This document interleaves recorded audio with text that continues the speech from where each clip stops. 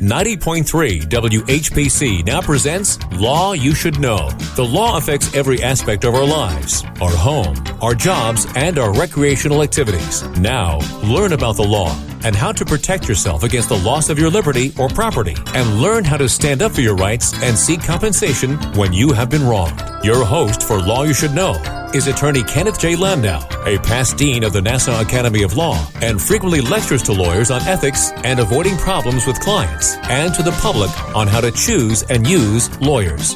This is Law You Should Know on the voice of Nassau Community College, 90.3 WHPC. Hi, this is Ken Landau, and welcome to Law You Should Know. Today we'll be discussing how to look your best on Zoom. For better or worse, Zoom is with us, and it's a way of talking to people, meeting customers, meeting other professionals, and we want attorneys, business people, and everyone out there to look and sound their best. Our special guest is Shelley Golden.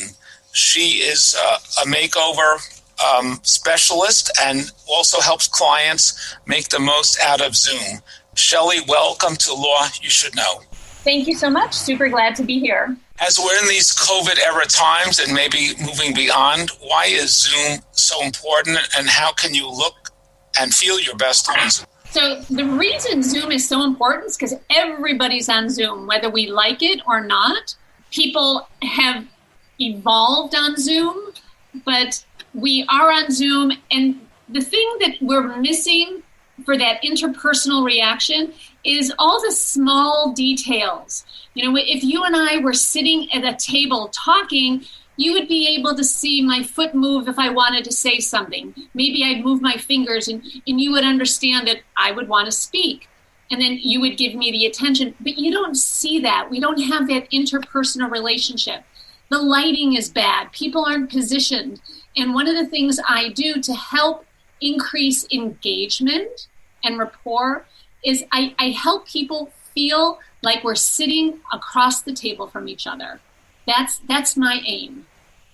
And I noticed that's on the news shows or some of the talk shows. Sometimes they stage the picture so it looks like two people are just talking across the table or across the room, even though they're on Zoom. Right. That's exactly right. Because that's what we like. That's what feels good. That's where we build trust with each other. So if your face is half in the dark, your face is in the corner, you've got something distracting going on, it's hard to feel like we're sitting across the table from each other. And that's why it's so important to consider how you look, the background looks, how your office looks, or how you feel about yourself in that moment. And we should say how to make sure you have appropriate attire on, not to be too underdressed or dressed down. Right, exactly. So what else is important when you're participating in a Zoom meeting, or it could be some kind of call, or even talking to your friends or family? So there's a couple of things, and the first thing that everybody notices when you get on a Zoom call is if the person is in the light or in the dark. You can tell when people have light on half of their face, that it's coming maybe from a window, or they're completely in the dark, or maybe there's a window behind them and they are in the dark.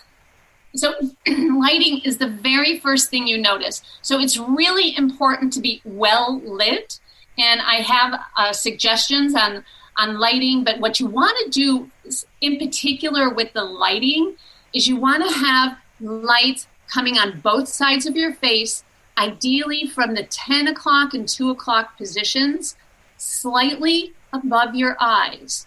So this way it shines on the left side of your face, the right side of your face, and if the light is angled down just a little bit, it softens your skin tone. So the lighting is super important, because that way it feels, again, like we're aiming, like we're just sitting in the same room across the table from each other. And and also the lights, so those lights should be in front of you. You almost need like a spotlight. But yes, you want them at 10 o'clock and 2 o'clock, especially if you wear glasses. But here's a special bonus on lighting, that Zoom updated its site about 2.5 months ago. And there is now a new there's a new way online that you can adjust the lighting. And so I'm going to just talk you through it really quickly.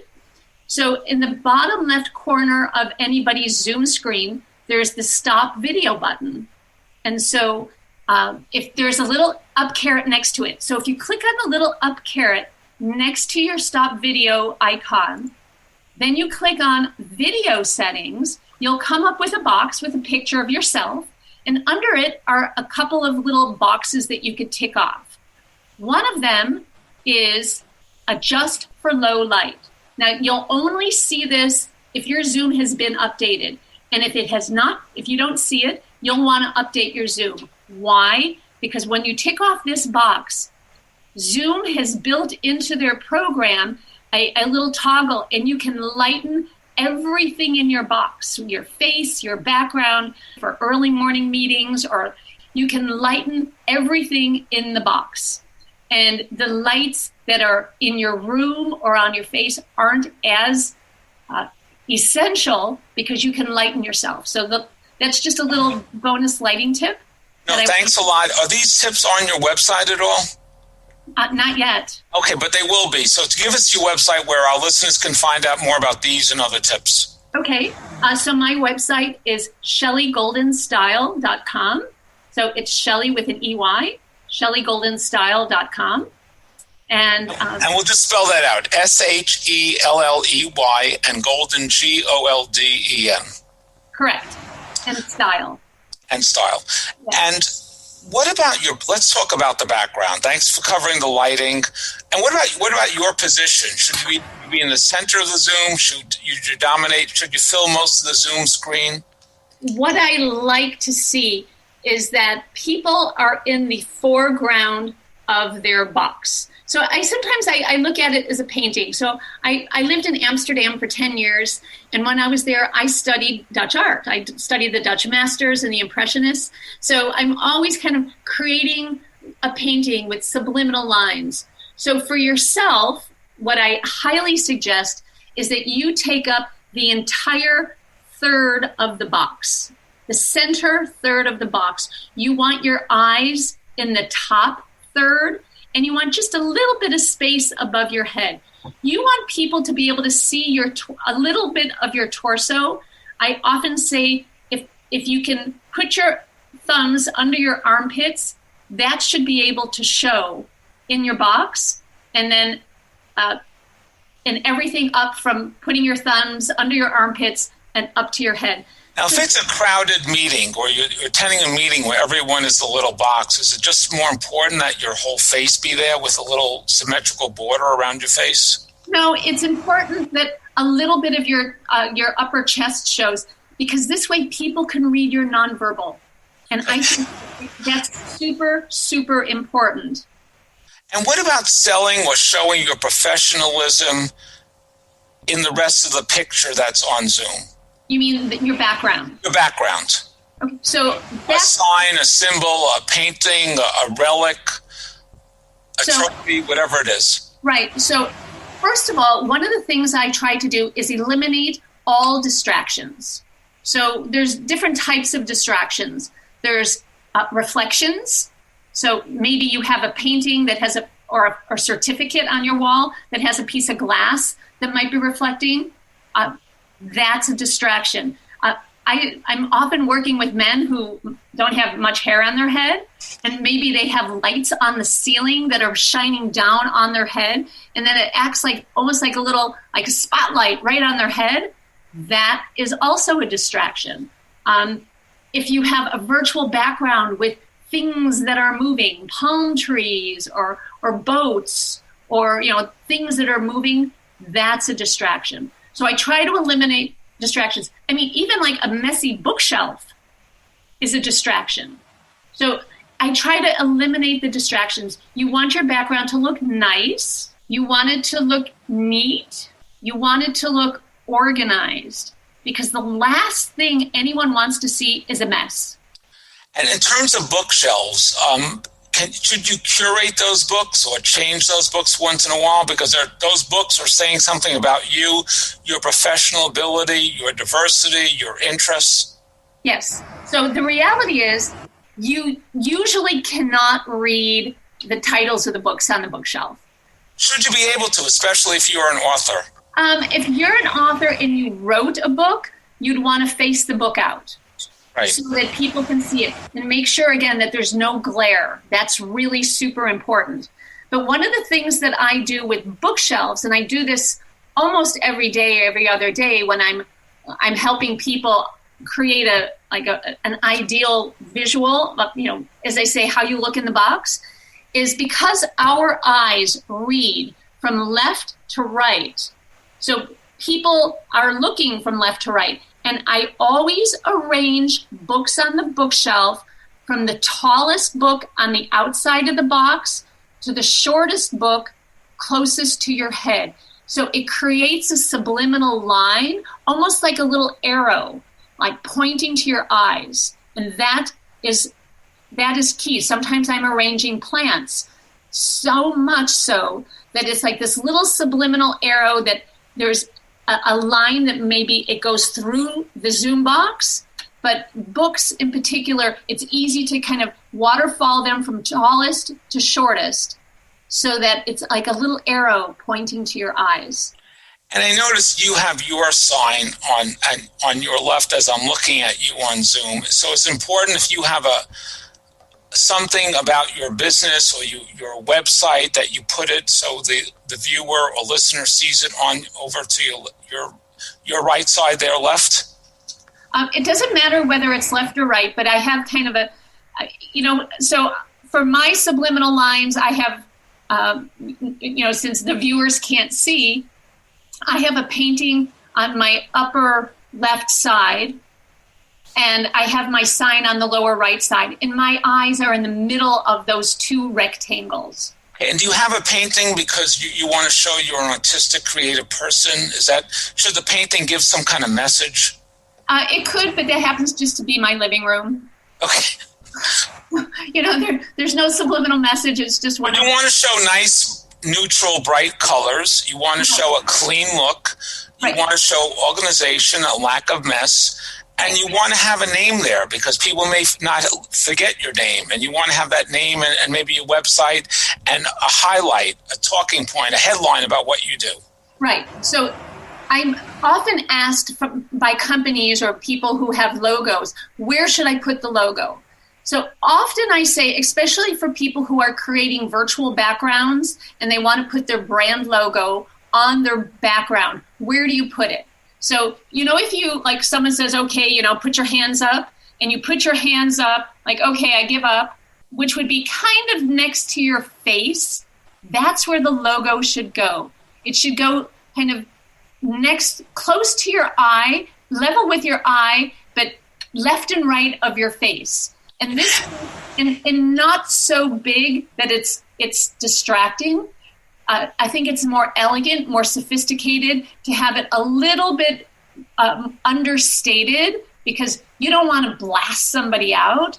And those are good words, elegant and understated. I noticed that on some of the news shows, one of the reporters just has a pillow from the Washington Post or the New York Times. So if you can have your logo, your name on a pillow, it fits in with the sofa and it just stands out nicely as part of your background. Right. It's elegant, it's understated, because if you have something that's like just blasting, they're going to be looking at that, and they're not going to be paying attention to you. And that's the thing. You want to increase engagement with you in the center of the box. Everything else is nice. It's not distracting. But this way, you can build a better rapport. You build more trustworthiness with the people that you're speaking with. And in a moment, I'd just like you to comment on too much information or too much visual. You're listening to Law You Should Know on 90.3 WHPC. We're talking about Shelley Golden, and she's an expert on giving yourself a Zoom makeover. And we're talking about how you can come across better on Zoom, which is so important in all of our dealings these days. If you missed any part of the broadcast, you want to tell someone else about it, it's available as a podcast at nccradio.org, along with many other programs from Law You Should Know. So, Shelley, what are some other things? Is it important not to overdo your background, not to overdo the colors, not to overdo your own personal clothing or styling? Yes. You don't want something that is going to take away. You don't. So like I was on a woman was so excited. She had a background custom made for her. And it was this like neon green that was so distracting, and it was an uncomfortable color. So you want a color that stands out, but is not in your face distracting. I often say stay away from black and stay away from white. And the reason I say that, the Zoom camera picks up light and dark. So if you're wearing white, that's the first thing that the camera's going to see, and it's going to darken everything around that white to compensate for the white. So you don't want to wear white. And by wearing black, you actually fade into the background. You recede into the background. So my suggestion is usually to wear a color so that you are front and center and you're in the foreground, a different color than what you have in the background, because you want people to see you, focus on you. Everything is nice in the background. And one of the ways you help people stage their Zoom themselves and their background on Zoom, you also bring color analysis into it. So what are good colors for men or for women in, let's say, a profession versus the arts? Okay, let's do the profession first. So you definitely want to stay away from any really dark brown, black, even navy blue, because it comes off looking black. My suggestion, blue is a really great color on Zoom. It shows up nicely, even if it's light blue, medium blue, brighter blue. That's a really great color. Reds, pinks, all work really nicely as well. You can wear greens, but I would be careful as long as they're subtle, especially if you have a green screen. You do not want to wear any green, because a lot of people have green screens because of their virtual backgrounds, so you must always stay away from green. Part depends on your field. If you're a banker or a lawyer, you want to look conservative. If you're in the arts or a designer, you want to bring that into the Zoom. Right. And you can even wear grays are okay as well. But if you wear black, people will only see you as a floating head. They won't see, if you're wearing a dark color, they won't see whatever color, whether it's dark burgundy, dark brown, dark navy blue. It'll always show up as black because the camera only picks up light and dark. So if you don't want to look like a floating head, I always advise wearing a color, a little brighter color, so that people can see your torso and read your nonverbal cues, which to me is so important, especially if you're selling something. You're negotiating, you're trying to convince somebody, a judge, a client, another professional. You're trying to build trust. They need to see all of your nonverbal cues because they're only seeing it basically from the armpits up. They're not seeing your hands. They're not seeing your feet. And they're not seeing if you're squirming in your seat. So it's really important that they can see you. And what you're wearing helps that as well. And that's why your dress is so important, so it will enhance the words you use and your presentation. But let's talk about speech. Should you speak slower? Should it be more measured? Should you look for a visual cue that the person is following you or agreeing with you, maybe more so than you would in a face-to-face conversation? Yes. I think you need to speak very clearly, even more clearly than you do in a face-to-face conversation, especially because you don't know if either your internet or the other person's internet, or sometimes if you're on a group call, a meeting, whose internet might all of a sudden have what I call a little nano blip, and they don't hear a word here or a word there. So if you speak more slowly and have a little slower cadence, they'll be able to catch your words even better. And so I also feel that you should really enunciate clearly. And just a little side note on that. So women can have a little extra bonus on this particular front, because I often suggest So step 5 of my 5-step process is Zoom-specific makeup techniques for women or people who wear makeup. That if you put lipstick on your lips, not shiny, a little bit darker than your lips, people will be able to read your lips in case there's that little nano glimpse that it also acts like a bullseye. That people will look at your mouth, they could see the difference between your lips and your teeth, and you're attracting them to your mouth, and they'll be watching what you say and be able to understand you better. And in case there's any gap, they'll be aware of when you're saying something so they can try to focus and tune in. Exactly. Okay. Now, what about, we talked about dress in general, what about ties and accessories for men and other accessories or jewelry for women? Okay, great question. Or eyeglasses, or if that helps or hurts. Right. Great question. Let's start with eyeglasses. So, first of all, you really want to get a pair of computer blue light glasses for yourself, especially if you're spending hours and hours on Zoom, as so many of us are, because it really helps protect your eyes. And one of the things that I see, because I'm working with people on Zoom every day and helping them up-level how they appear on Zoom, is if you wear glasses, you do not want a light in front of you. That's why I suggest putting the light at 10 o'clock and 2 o'clock so that it's coming in on the side of your face and you're eliminating the glare that you get or just the reflection of the light. Another little tip for glasses, if you're on Zoom, because so often many people like me, I have a big monitor in front of me, is when you're on Zoom, not minimize, but make your whole Zoom screen very small and put it up to the top under your camera. This way, you don't have as much light coming from all around. It's just really focused, and your eyes aren't wandering from left to right. So that's a little tip there as well. And let's see, accessories. Women, minimal jewelry. Nothing shiny, no shiny earrings. Even necklaces, pretty minimal, because I look at it like this. Everything I see in the box, unless you have a very plain background, everything in the box is like a painting. It's not just you anymore and how you present yourself. It's you and everything in your box, everything in your painting. So by having a busy necklace is one more detail in your busy painting. You want people to focus in on you and not everything you have. So it's okay to wear earrings. It's okay to wear a really simple necklace. I keep it really simple.